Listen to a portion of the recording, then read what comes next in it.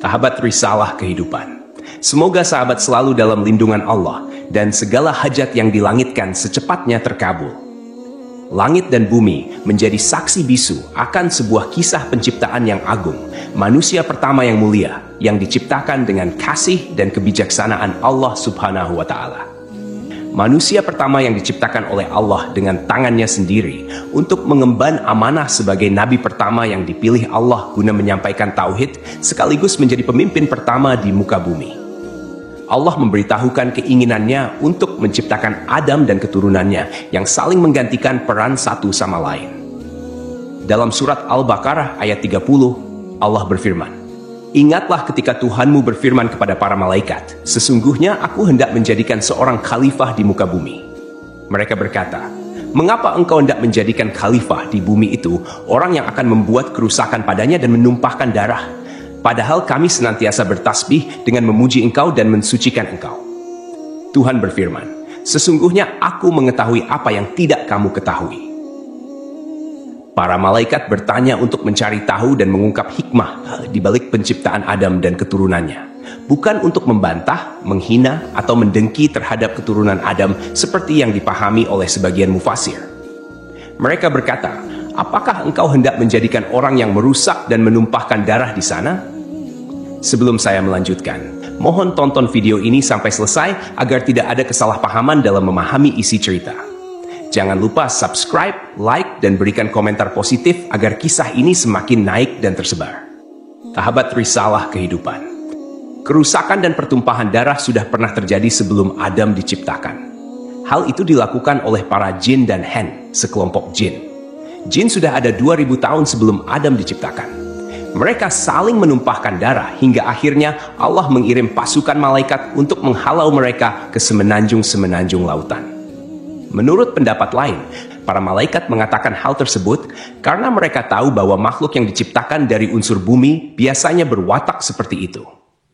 Namun Allah menjawab pertanyaan para malaikat, "Aku mengetahui apa yang tidak kamu ketahui," yakni mengetahui maslahat besar di balik penciptaan manusia yang tidak mereka ketahui. Maksudnya, di antara manusia akan muncul para nabi, rasul, siddiqin, dan syuhada.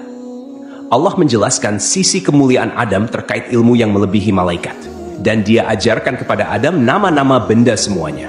Allah menciptakan Adam dengan tangannya sendiri sebagai bentuk penghormatan kepadanya. Dia menciptakan Adam dari tanah liat kering, dari lumpur hitam yang diberi bentuk. Kemudian meniupkan ruh ciptaannya pada Adam. Ketika ruh ditiupkan, Adam bersin dan mengucapkan, "Alhamdulillah, memuji Allah atas izinnya." Allah kemudian menjawab, "Semoga Rabbmu merahmatimu.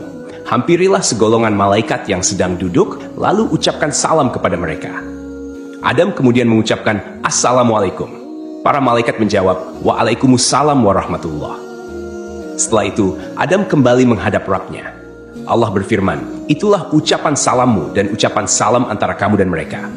Lalu Allah berfirman dengan kedua tangannya menggenggam, "Pilihlah mana saja yang kau kehendaki." Adam berkata, "Aku memilih tangan kanan Rabbku." Kedua tangan Allah adalah kanan dan penuh berkah. Setelah itu, Allah membuka kedua telapak tangannya. Di dalamnya ada Adam dan seluruh keturunannya. Adam bertanya, "Ya Rabb, siapa mereka?" Allah menjawab, "Mereka adalah keturunanmu." Usia masing-masing keturunan Adam tertulis di antara kedua mata mereka. Di antara mereka ada seorang yang memiliki cahaya paling terang, tetapi usianya hanya 40 tahun. Adam bertanya, "Ya Rabb, siapa dia?" Allah menjawab, "Dia anakmu, Daud." Allah menetapkan usianya 40 tahun. Nabi Adam alaihissalam berkata, "Ya Rabb, tambahkan usianya." Allah menjawab, "Itu sudah ditetapkan untuknya." Nabi Adam alaihissalam berkata, "Aku tambahkan 60 tahun dari usiaku." "Baik, silakan kau tinggal di surga," jawab Allah. Nabi Adam alaihissalam kemudian tinggal di surga selama yang dikehendaki Allah. Nabi Adam alaihissalam selalu menghitung usianya. Suatu ketika, malaikat maut datang. Nabi Adam alaihissalam berkata kepadanya, "Kau terburu-buru. Allah menetapkan usiaku 1000 tahun." Malaikat menjawab, "Betul, tapi 60 tahun diantaranya sudah kau berikan untuk anakmu Daud." Nabi Adam alaihissalam mengingkari hingga keturunannya memiliki sifat ingkar. Nabi Adam alaihissalam lupa hingga keturunannya pun memiliki sifat lupa.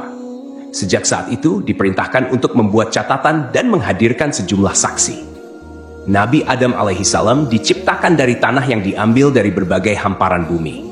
Warna-warni tanah tersebut menjadi alasan mengapa keturunan Nabi Adam alaihissalam lahir dengan beragam warna kulit hingga saat ini. Variasi ini mencerminkan kebesaran Allah Subhanahu wa Ta'ala dalam menciptakan keanekaragaman manusia.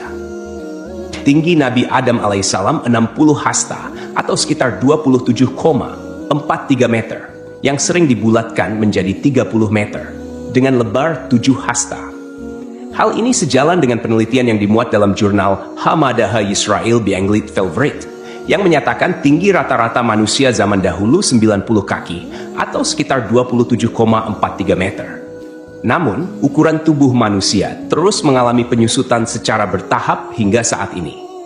Tentunya, Allah Subhanahu wa Ta'ala memiliki alasan terbaik terkait penyusutan tubuh manusia, karena rencananya selalu yang paling hebat. Meskipun manusia saat ini tidak memiliki postur tubuh setinggi Nabi Adam alaihissalam, Rasulullah Shallallahu alaihi wasallam menyampaikan kabar bahwa penghuni surga nantinya akan memiliki postur tubuh seperti nenek moyang mereka, yaitu Nabi Adam alaihissalam. Rasulullah Shallallahu alaihi wasallam bersabda, sesungguhnya tinggi badan para penghuni surga ketika mereka memasuki surga adalah 60 hasta, seperti pohon kurma yang tinggi. Mereka makan buah-buahan di surga sambil berdiri. Hadis riwayat Abu Naim. Allah juga mengajarkan kepada Nabi Adam alaihissalam nama-nama benda yang diketahui manusia. Mulai dari manusia, hewan, bumi hana, lautan, gunung, unta, keledai, dan nama-nama benda lainnya. Allah juga mengajarkan tentang lembaran, takdir, dan lainnya. Allah mengingatkan hal ini dalam surat Syad ayat 71-78. Ingatlah ketika Rabbmu berfirman kepada malaikat, sesungguhnya aku akan menciptakan manusia dari tanah. Kemudian apabila telah aku sempurnakan kejadiannya, dan aku tiupkan ruh ciptaanku kepadanya, maka tunduklah kamu dengan bersujud kepadanya. Lalu para malaikat itu bersujud semuanya, kecuali iblis. Ia menyombongkan diri dan ia termasuk golongan yang kafir. Allah berfirman, wahai iblis, apakah yang menghalangi kamu sujud kepada yang telah aku ciptakan dengan kekuasaanku? Apakah kamu menyombongkan diri atau kamu merasa termasuk golongan yang lebih tinggi? Iblis berkata, aku lebih baik daripadanya karena engkau ciptakan aku dari api, sedangkan dia engkau ciptakan dari tanah. Iblis memberikan alasan yang sama sekali tidak berguna, bahkan alasannya itu lebih besar dosanya dibanding perbuatannya. Allah menjawab, kalau begitu keluarlah kamu dari surga. Sesungguhnya kamu adalah makhluk yang terkutuk, dan sungguh kutukanku tetap atasmu sampai hari pembalasan. Iblis berkata, ya Tuhanku, tangguhkanlah aku sampai pada hari mereka dibangkitkan. Allah menjawab, maka sesungguhnya kamu termasuk golongan yang diberi penangguhan sampai pada hari yang telah ditentukan waktunya, yakni hari kiamat. Iblis berkata, demi kemuliaanmu, pasti aku akan menyesatkan mereka semuanya, kecuali hamba-hambamu yang terpilih di antara mereka. Allah berfirman, maka yang benar adalah sumpahku. Dan hanya kebenaran itulah yang aku katakan. Sungguh, aku akan memenuhi neraka jahanam dengan kamu dan dengan orang-orang yang mengikutimu di antara mereka semuanya. Hasan al-Basri menuturkan, iblis sama sekali bukan golongan malaikat. Pada mulanya, iblis berasal dari golongan jin.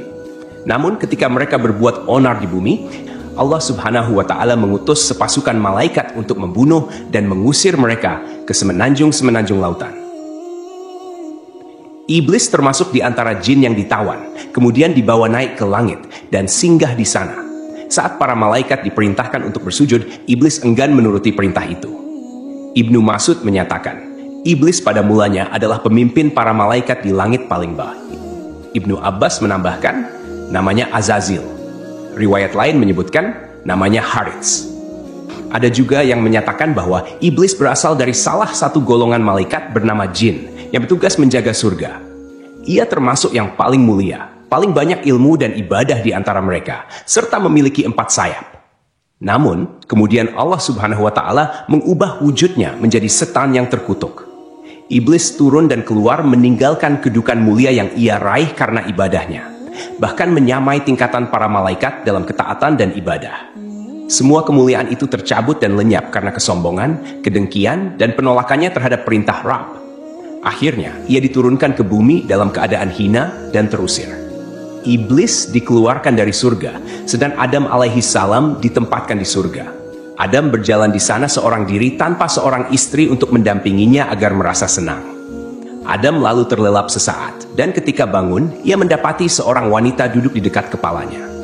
Wanita itu diciptakan Allah dari tulang rusuk Adam. Adam bertanya, "Kamu siapa?" Wanita itu menjawab, "Aku seorang wanita." Adam bertanya lagi, "Kenapa kau diciptakan?" Wanita itu menjawab, "Agar kau merasa senang padaku." Para malaikat kemudian bertanya kepada Adam, karena mereka mengetahui luasnya ilmu Adam, "Siapa namanya, wahai Adam?" Nabi Adam alaihissalam menjawab, "Namanya Hawa." Para malaikat bertanya lagi, "Kenapa disebut Hawa?" Nabi Adam menjawab, "Karena ia diciptakan dari benda hidup." Hawa diciptakan dari tulang rusuk sebelah kiri yang paling pendek saat Adam alaihissalam tertidur. Kemudian tulang tersebut diganti dengan daging. Setelah Hawa diciptakan, ia hidup bersama Adam alaihissalam di surga. Di surga tersebut, Adam dan Hawa memperoleh bimbingan, tuntunan, perintah, dan larangan dari Allah Subhanahu wa Ta'ala sebagaimana yang diberikan kepada umat manusia di dunia. Allah mengizinkan keduanya menikmati segala jenis makanan di surga, kecuali buah dari pohon terlarang. Para mufasir memiliki berbagai pendapat terkait pohon dan buah terlarang ini. Sebagian ulama berpendapat bahwa yang dimaksud adalah pohon anggur. Orang-orang Yahudi menyebutkan bahwa pohon tersebut adalah gandum, sementara sebagian ulama lainnya mengatakan buah itu adalah kurma. Abu Aliyah menyatakan siapapun yang memakan buah pohon tersebut pasti mengeluarkan hadats, dan di surga tidak pantas ada hadats. Perbedaan pendapat ini intinya hampir sama. Allah sengaja tidak menyebutkan buah apa yang dimaksud, karena andai ada maslahat di balik penyebutan namanya, tentu sudah disebutkan oleh Allah. Kemudian, iblis berusaha mengeluarkan Adam dan Hawa dari surga, karena iri terhadap kemuliaan yang Allah berikan kepada mereka. Iblis memang dilarang masuk surga dengan cara baik-baik, tetapi ia menyusup ke dalamnya dengan cara yang hina. Dalam tafsir Al-Qurtubi, disebutkan bahwa iblis masuk ke dalam surga melalui mulut seekor ular. Setelah iblis menawarkan diri kepada semua binatang, tidak ada yang bersedia membantunya masuk surga, hingga seekor ular setuju membawanya. Ular itu memasukkan iblis ke dalam perutnya, lalu masuk ke surga. Ketika ular itu keluar, iblis pun keluar dari dalam perutnya, kemudian menuju pohon larangan bagi Adam dan Hawa.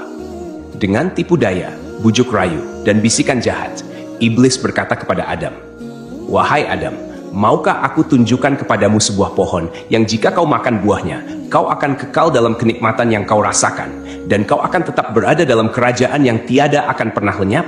Rabbmu hanya melarang kamu berdua mendekati pohon ini dan makan buahnya, agar kalian tidak menjadi seperti malaikat yang kekal." Artinya, jika kalian berdua memakan buah itu, kalian akan menjadi malaikat atau kekal selamanya di surga.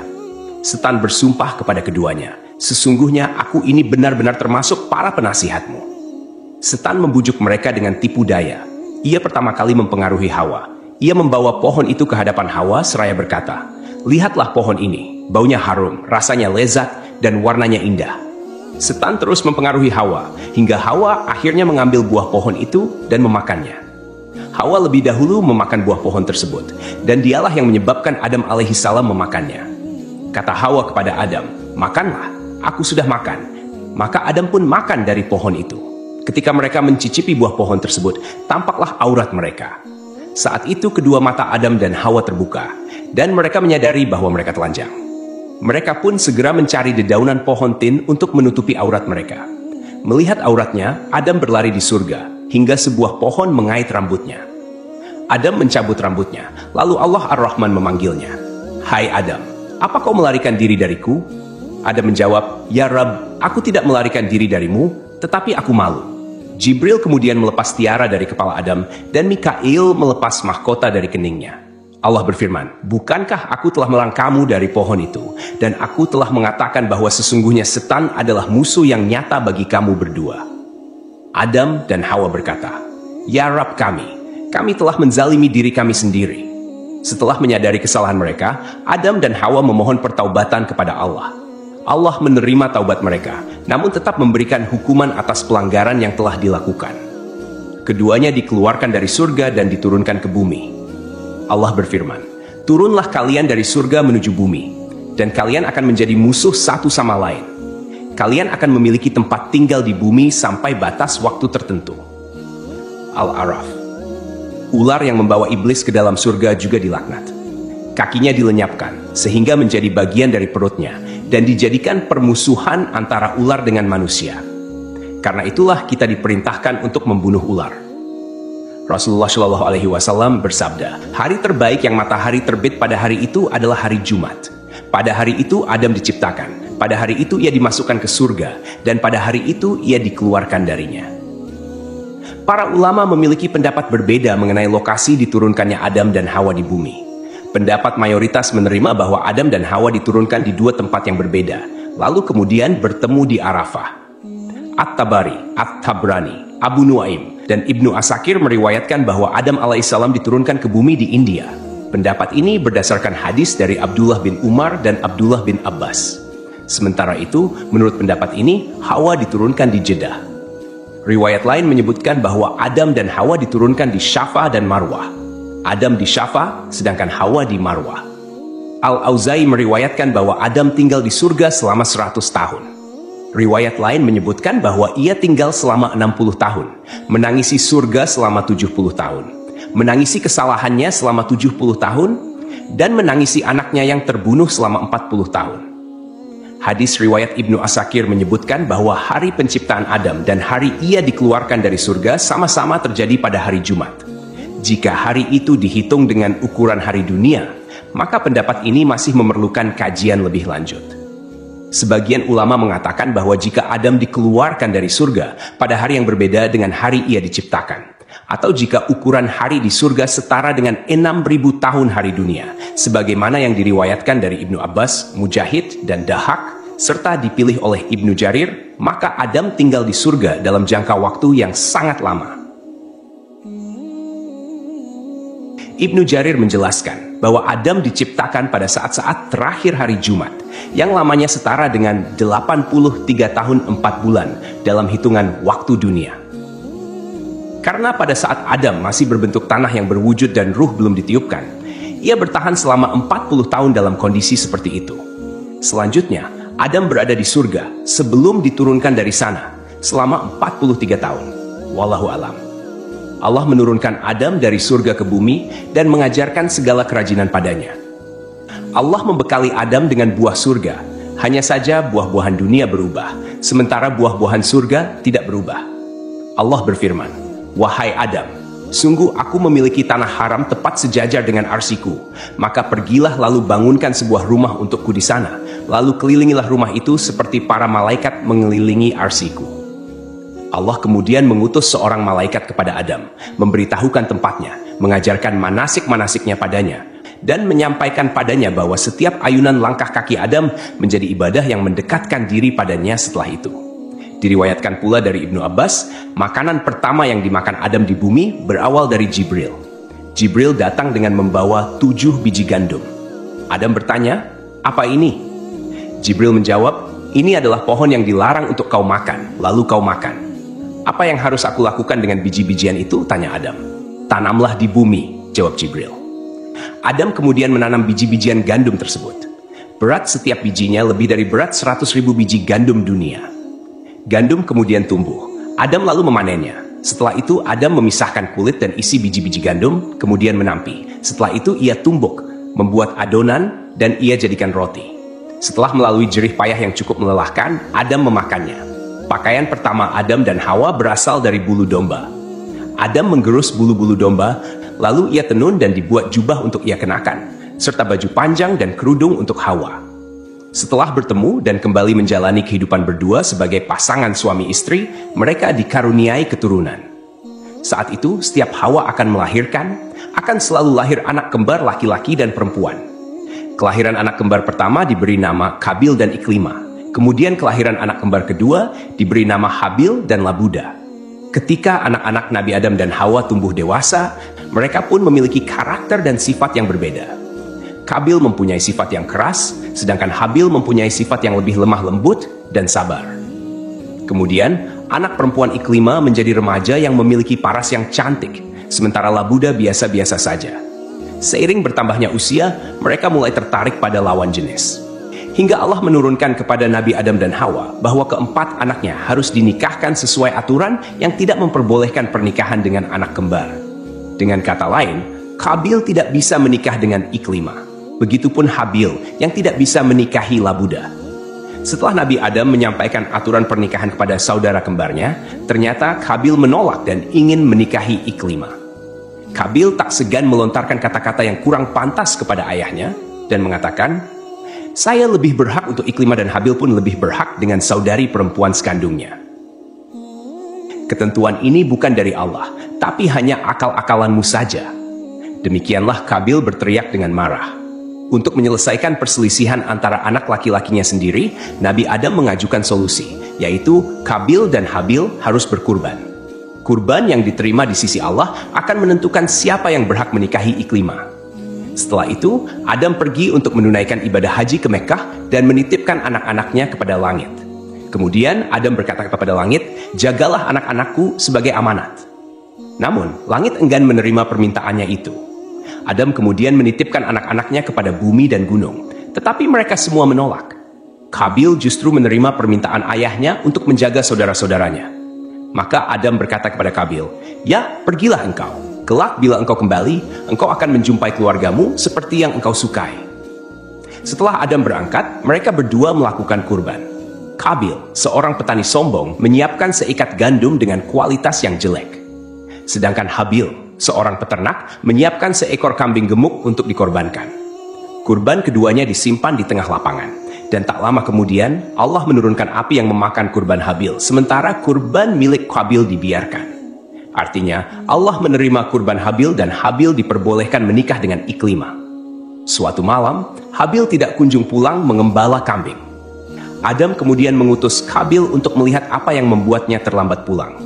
Setelah mencari-cari, Qabil bertemu Habil. Qabil berkata pada Habil, "Kurbanmu diterima sementara kurbanku tidak." Habil menyahut, "Sesungguhnya Allah hanya menerima amal dari orang yang bertakwa.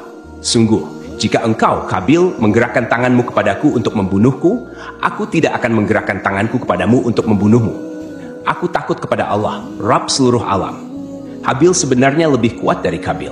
Namun rasa berdosa mencegah Habil menggerakkan tangannya untuk membalas perlakuan serupa yang akan dilakukan saudaranya. "Sesungguhnya, aku ingin agar engkau kembali dengan dosa, membunuhku dan dosamu sendiri. Maka engkau akan menjadi penghuni neraka," ujar Habil. Qabil marah saat itu dan memukulkan benda tumpul yang ia bawa hingga Habil meninggal dunia. Peristiwa itu menjadi pembunuhan pertama di bumi. Kemudian, Iblis segera datang menemui Hawa dan berkata, "Hai Hawa, sesungguhnya Qabil telah membunuh Habil." Maka Hawa berkata kepadanya, "Celakalah kamu, apakah yang dimaksud dengan terbunuh itu?" Iblis menjawab, "Tidak makan, tidak minum, dan tidak bergerak." Hawa menjawab, "Kalau demikian, itu artinya mati." Iblis berkata, "Memang itulah mati."